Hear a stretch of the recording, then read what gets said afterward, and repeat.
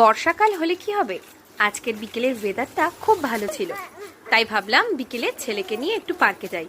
ছেলেও খুব মজা করতে করতে পার্কে যাচ্ছিল, আবার গানও গাইছিল। নিজে পায়ে হেঁটেই পুরো রাস্তাটা গেল। গান করো।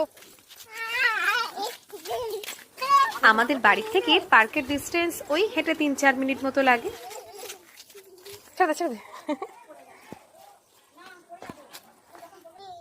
গান করো।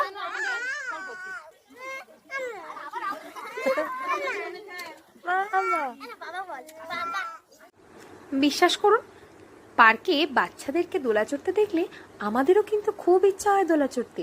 তাই ছেলেকে চড়ানোর জন্য আমিও একটু দোলায় উঠে গেলাম। এই পার্কের মধ্যে আমার ছেলে এই ঘূর্ণিটা চড়তে সব থেকে বেশি ভালোবাসে, আর ঘূর্ণিতে একবার বসলে ছেলে উঠতেই চায় না। যাই হোক, এবার সন্ধে হয়ে গেছে, বাড়ি ফেরার পালা। আমরাও যাচ্ছি বাড়ির দিকে। আপনারা এই ব্লগটা